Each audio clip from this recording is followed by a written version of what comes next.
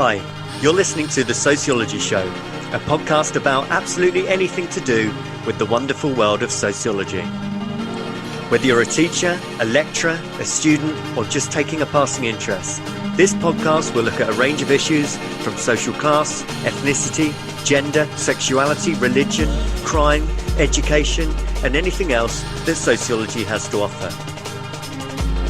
My name is Matthew Wilkin, and each episode I will speak to someone working in the field of sociology and let them explain all about their own interests, their research, and their experiences.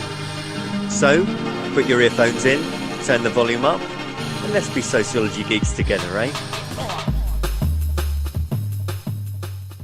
Hello and welcome to The Sociology Show. The Sociology Show podcast is brought to you in association with Tutor2U Sociology, the exam performance specialist for A-level and GCSE sociology students and teachers.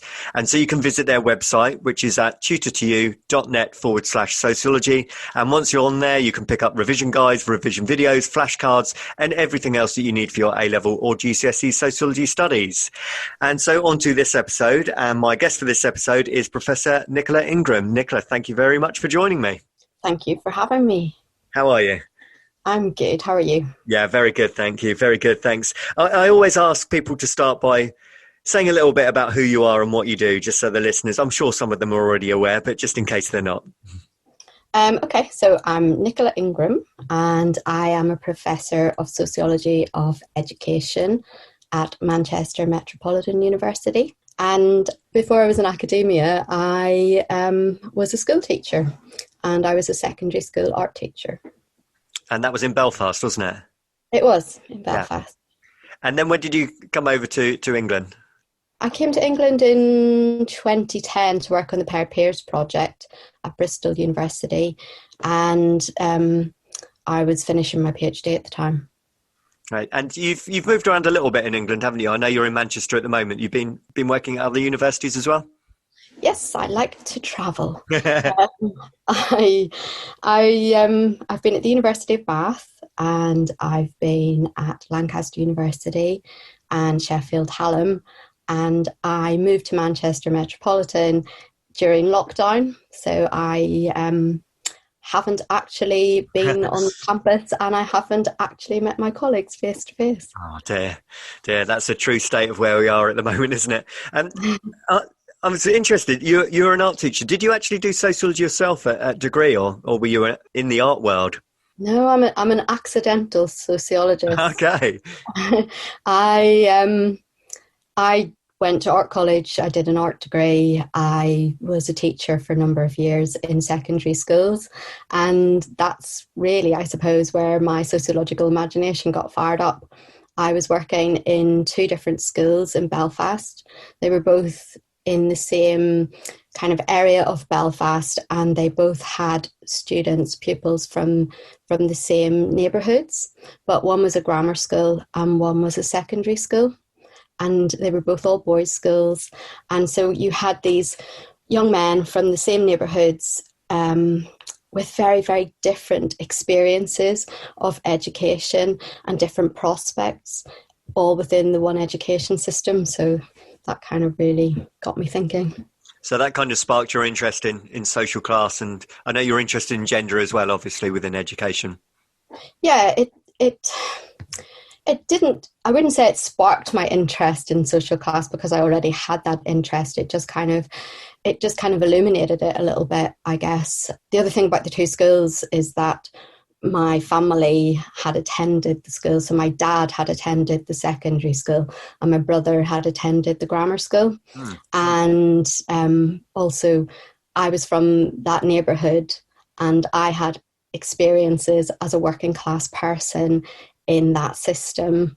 And so all of that was going on and it was just a kind of moment where it all came together. And I went back to college, went back to university to do a master's at Queen's University, and I just couldn't stop. I couldn't stop reading and couldn't stop thinking, and I just got really bitten by the research bug. And I know once you started that reading, I know one theorist who definitely influenced you in terms of Pierre Bourdieu, but who else were you kind of reading? Who really inspired you at the time?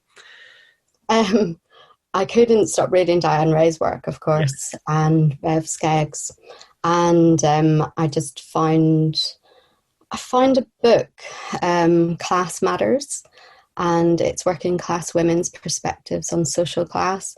And that book just really spoke to me. And it was just really nice to find ways of thinking about and just people putting words to thoughts that were sort of floating around somewhere in my head that I couldn't really articulate. And that book just really helped me to frame some of my thinking around class and my own experiences and around what I was trying to explore in my PhD research at the time.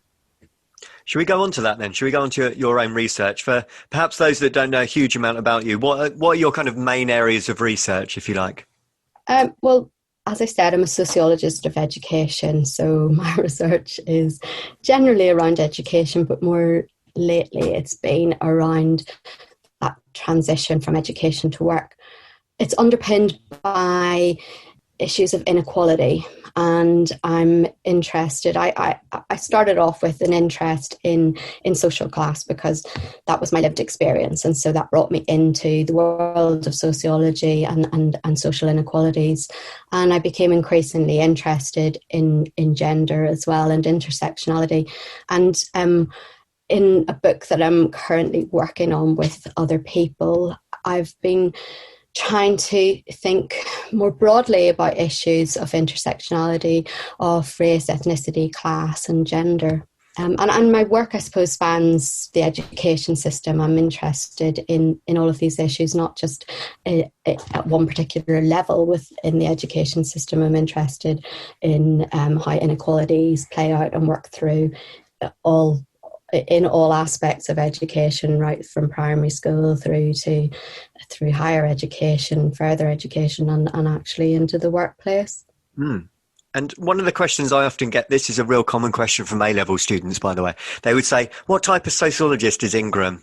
You know, that's quite often a question, you know, because obviously there's elements of Marxism in your work, elements of feminism. Do you kind of label yourself as a particular type of sociologist at all? That's a funny question. Yeah, I know, yeah. Actually, I suppose most people do resist being labelled, don't they? So, yeah. I guess I see myself as a feminist. I also see myself as a Borgesian. I guess that's really all I can say on that. It's interesting, isn't it? Students get obsessed with what type of sociologist is such and such, but you know, it goes beyond just putting yourself into one box or one label, I'm sure. Could we start with your kind of methodology, if you like, Nicola? What kind of methods do you adopt when you conduct your research? I guess I'm a qualitative researcher for a start. I really like complexity, and I recently have been trying to develop a survey for a bit of research that I want to do, and I just find it so difficult because I cannot think in a very black and white way. I don't want the yes or no answer. I don't want a binary answer. I want a really complex, detailed answer. And so initially I was drawn in my PhD to ethnographic research approaches. Sure, I want to see every aspect of it. I want to have in-depth conversations, and I just want to know. And so I think those sorts of approaches work for me. I'm interested in the macro level, but I can't divorce the macro level and the kind of structural level of inequality from what's going on at an institutional level and then what's going on at individual level. So I feel like ethnographic approaches encompass all of that. Yeah. Do you tend to use unstructured interviews, observations, for example?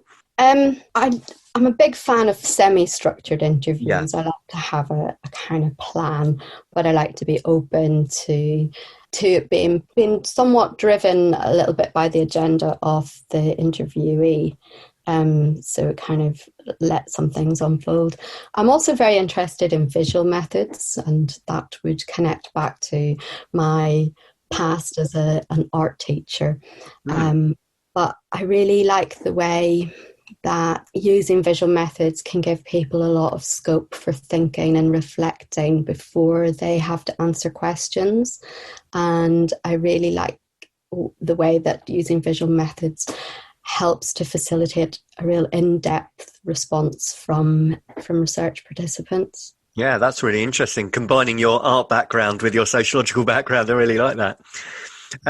So what I wanted to chat to you about is, obviously you've got sort of two main areas within the study of education: social class and gender. Should we start with class? Is that okay? Oh. So do you want to let people know what are kind of your main arguments and discussions in relation to social class and education?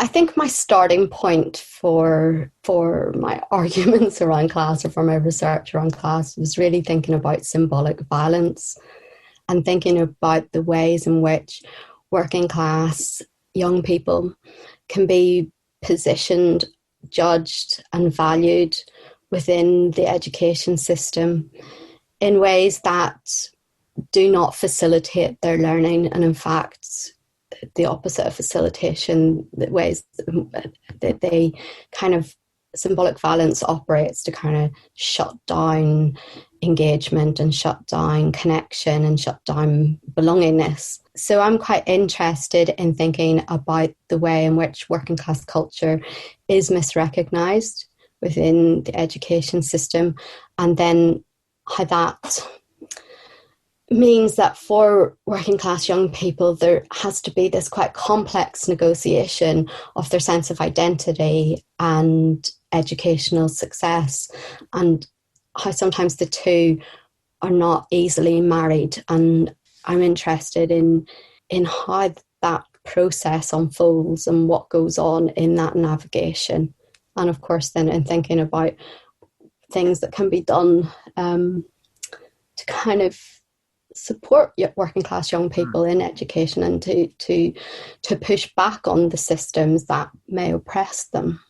Because I'm really interested in this as well, because I've spoken to a lot of academics, who consider themselves working class academics, if you like, and they're all coming along the same sort of line, that this kind of uncomfortableness of sitting in education and an unawareness of what further and higher education is, it seems to start really early in education for many working class children. Yeah, I don't know if it's a lack of awareness. I think increasingly young people are very much aware of the possibilities of education, and with shifts in the labour market as well, they kind of look to education as a means towards a better future in the absence of other forms of paid employment. In my study of working class teenage boys in Belfast, I was really looking at working class success. So my sample within that were boys who were on track for being, on track for success in their GCSE exams. And so I was interested in their navigation of that and their navigation of their own identities. And my argument, I guess, would be that there are things that need to change structurally within the systems of schooling, things that need to change even at the classroom level in terms of interactions and engagement with young people, and in terms of the valuation of their backgrounds and their perspectives, their ways of seeing the world, rather than a kind of model that tries to reshape working class identity to fit with the assumed kind of model of success in education, the assumed identities that go alongside success. It's interesting you're saying that, isn't it? Because, even someone like Paul Willis, writing almost 50 years ago, was saying about how schools have middle-class values and middle-class teachers. It sounds like not a lot has changed since then. Yeah, I think it's fairly complex. And I think in the schools where I conducted my research, I found it really interesting that the teachers who had actually come from the area themselves and had come from working class backgrounds had a really nice engagement with the students and had a way of communicating with them that they found supportive, that they didn't find patronising, that really brought the best out in them. And I Yeah. thought there was something there about a habitus chime, a connection, and an understanding and an evaluation of the young people themselves. And it wasn't coming at education from a patronising point of view. Yeah, I've seen similar. You might be aware of it. There's a school in Dagenham which tried to employ people from the local area with the local accent, and many of the teachers are actually ex-pupils as well, and their results jumped up because of that habitus, the comfortability that students felt within that environment. Yeah, that's really interesting. I definitely think there's something to be said for that, and I guess we take it for granted that in schools that that where you have middle class teachers, the middle class children have this natural affinity or a kind of their fish in water. They have an ease with their communication, etc., with people who are from similar backgrounds, and we don't recognise just how difficult it is to be in an environment where you don't naturally fit, where you don't feel that sense of ease, and having to battle with that on top of having to learn is actually quite significant. Yeah. And would you say that's highlighted even more that the higher you go up education? So once, if someone went on to do A levels and certainly a degree, those differences get highlighted even more. I think they can do. And of course, we have a very complex higher education system in the UK, a very stratified, hierarchical higher education system. So I wouldn't say it's the same across the board. But in a piece of research that I was involved in, the Paired Peers project, we looked at the experiences of working class and middle class students at the two universities in Bristol. So one's a post-92, the University of the West of England, and the other one is a Russell Group, the University of Bristol. And initially in the first sort of interviews, we found it really interesting that some of the students who we were defining as working class based on their parental occupations and their family experiences of higher education and some other factors, these students were saying to us that they didn't actually feel working class until they came to university. And we heard that more from the students from working class backgrounds who went to the Russell Group University. Yeah, that's quite common, isn't it? The comedian Ricky Gervais said exactly the same. He was not aware of his social class until he went to university and heard other people speaking. I think that's quite a common theme for many working class students. Yeah, I think so. And I think it can be exacerbated by the type of university that you go to. And of course, some universities have a very high proportion of students from privately educated backgrounds, and that can be quite an interesting thing to confront if you haven't met people with that type of privilege before. And so can I ask you, Nicola, because I'll put the same question to Diana Ray about whether there should be an abolishment of the private school system. Should it be one school for all, or one type of school, state schools only for individuals? I haven't listened to Diane's interview. I imagine I just answering that. But, you went on a fantastic. Yes, I agree with everything that Diane said in that interview. I'm sure. Absolutely, yes. I am a big proponent of the abolishment of private schools. I don't think that they support a fair education system. I also think that grammar schools should be banned. I just think that if you have 7% of the population attending private schools, then you're creating a system that's highly unfair. I was going to say that it seems impossible to actually get towards some sort of equality the whole time you've got that a private and state system. Yeah, I think I don't even know where to go with this beyond saying, yes, we should abolish private schools. I mean, for me, it's just so obvious that it creates inequalities and that, it kind of then has the knock-on effect of creating a university system that is highly stratified, and it feeds into those hierarchies. And the UK it's got to be the most class-ridden society. And it's not helped by the education system that's constructed around class differences. Yeah, we're in agreement with Diane there. If people haven't listened to that episode, they should go back and listen to Diane's rant on that very topic. It's very interesting. I'm sure. Thank you, Nicola. That is going to be the end of part 1. And in part 2, we will tackle the issue of gender. The Sociology Show podcast relies on the kind contributions of sponsorship and donations. If you enjoy the show, then you can help with the hosting costs by donating as little as £5 on the GoFundMe page. Simply visit uk.gofundme.com and search for The Sociology Show. If you can donate, then you will be sent a Sociology Show pen as a small thank you for your continued support of the show. Hello and welcome back to part 2 of The Sociology Show, where my guest is Professor Nicola Ingram. In part 1, we talked about her research on social class, and in this part I wanted to talk a little bit more about your research on gender in education, Nicola. Do you want to tell us a little bit more about that? Yeah, I guess I should say from the start that actually I can't really separate my work on class and my work on gender. I see them both as being the same thing. One is implicated in the other, and I think in an intersectional way.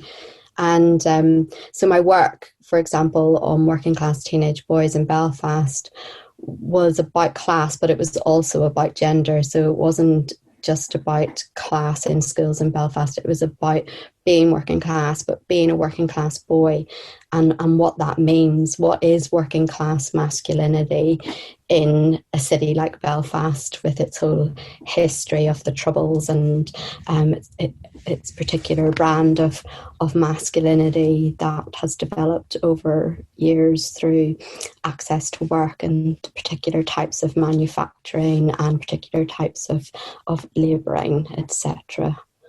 And what kind of masculinity do you refer to there? Obviously, lots of sociologists refer to a type of masculinity. Do you use any sort of language around that?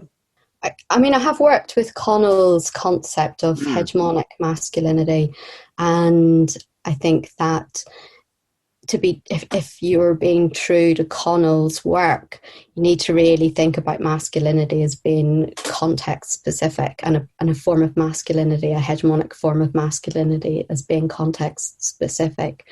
Oh. The neighbourhood where my boys lived, who were part of the study, was a very working class neighbourhood in Belfast that was very much had grown up against a lot of adversity during the Troubles, and so there would have been quite a bit of unemployment. It was a Catholic community. These men would have been locked out of the main industries because they, because of discriminatory practices. And so it was a very hard form of masculinity that developed over the years, and these boys were born post ceasefire and were living through a kind of new era, but things hadn't really moved on a terrible amount in terms of masculinity, and so they were grappling with these ideas about education as being the kind of answer to developing forms of work that were going to lead to a better future, but that didn't really align well with their the masculinity that was prevalent or hegemonic, I guess, within their neighbourhoods. And so there was this real habitus tug, I've called it, in terms of trying to work their way in the world, work out where they stood and where they were in the world and how they wanted to be, and how that worked alongside their families and their communities. And it was just a really complex process for them. Because I was interested where those pressures are coming from. Is it from fathers in particular? Is it from friendship groups? Where is that pressure to meet the kind of hegemonic role? I don't think it's necessarily a point or a person or an event. I think it's just in the fabric of everyday living, and so it becomes hard to kind of do the separation work that might be necessary in order to think in a different way, to think outside of the structures that inform your ways of being. And so was there any kind of negativity, if the boys wanted to go into further and higher education, was there any kind of criticism that might be kind of like a feminine route out, if you like? Not in my study.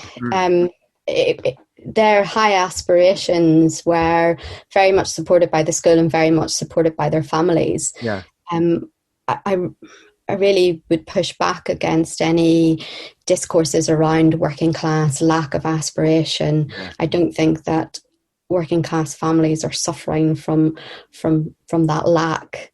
I think there are other structural things going on that can become barriers to educational success.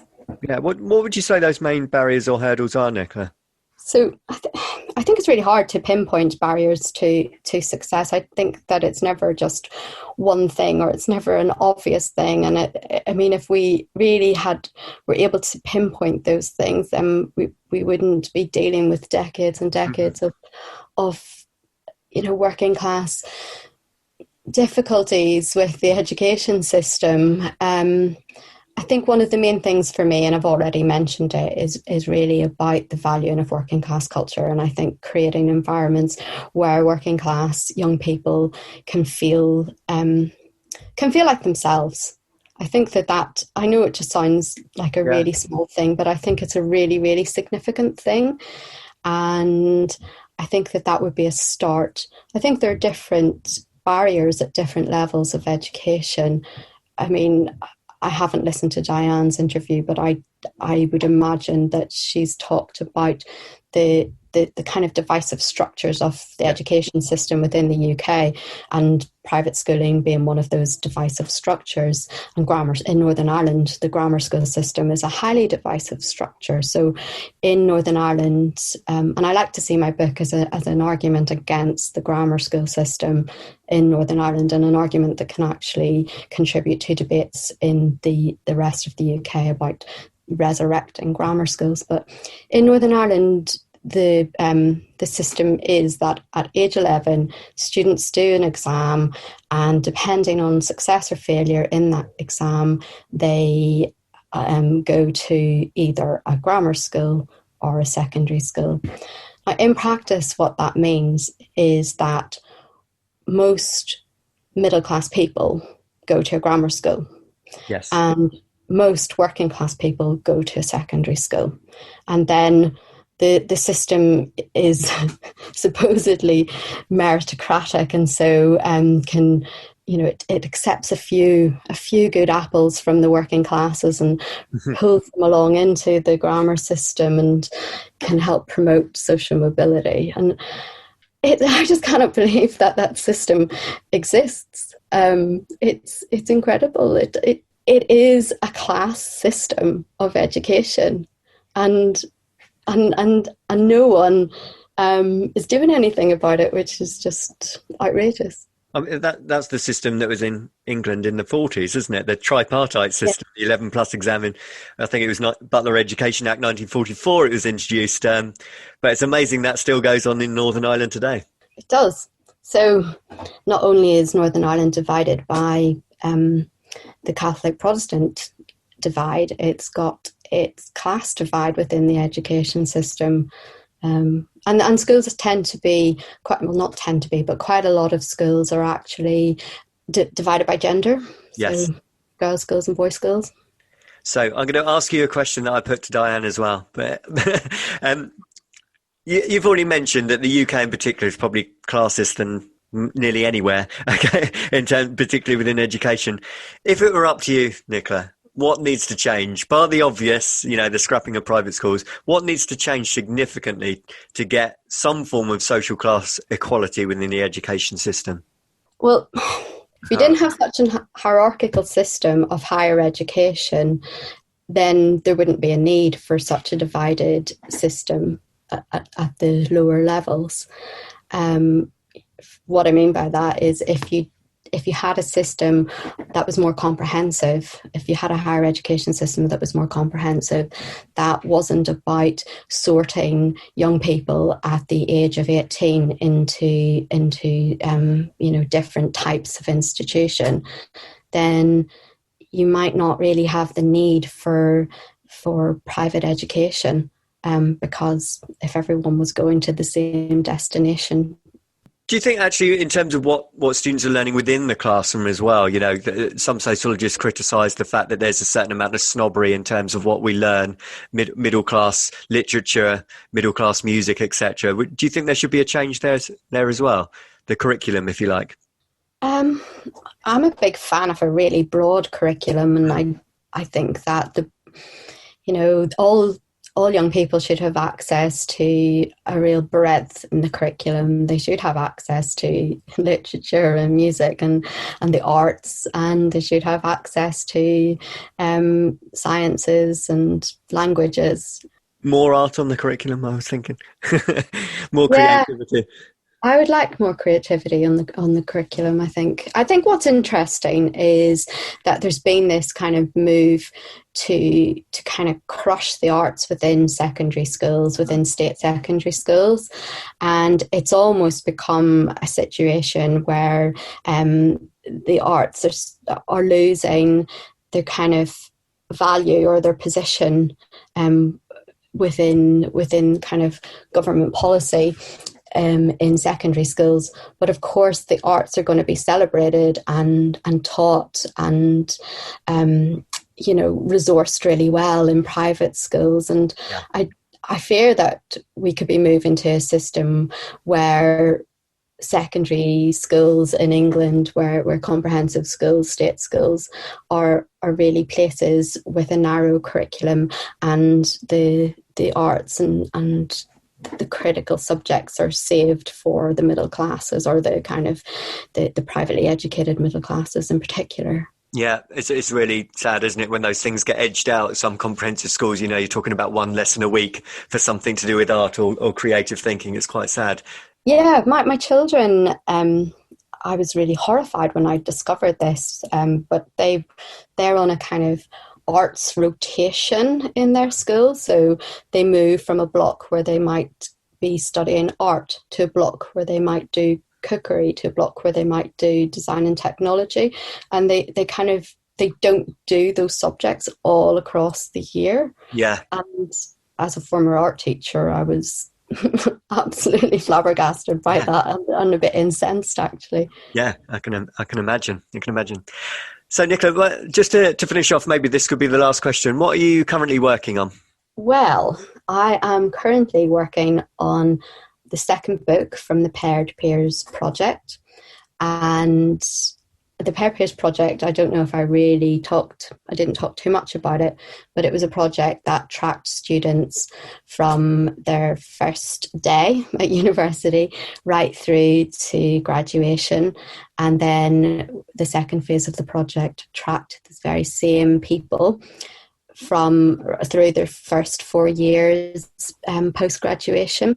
So this book that we are working on is based on the second phase of the project, and it's looking at the transitions from higher education into the labour market. Excellent, thank you. And when's that due to be published, that one? When I've finished. Good answer. No, I think I'm really hoping sometime later this year. Brilliant. Excellent. Thank you, Nicola. And finally, if people want to find out more about your work, how can they get in touch? Where can they read more about you? Well, if people want to get in touch with me, they can email me, and I'm also on Twitter. And yeah, I'd be happy to answer any questions anyone has. Brilliant. Thank you so much for your time today, Nicola. I really, really appreciate it. No problem. Thank you. The Sociology Show podcast relies on the kind contributions of sponsorship and donations. If you enjoy the show, then you can help with the hosting costs by donating as little as £5 on the GoFundMe page. Simply visit uk.gofundme.com and search for The Sociology Show. If you can donate, then you will be sent a Sociology Show pen as a small thank you for your continued support of the show. The Sociology Show podcast relies on the kind contributions of sponsorship and donations. If you enjoy the show, then you can help with the hosting costs by donating as little as £5 on the GoFundMe page. Simply visit uk.gofundme.com and search for The Sociology Show. If you can donate, then you will be sent a Sociology Show pen as a small thank you for your continued support of the show.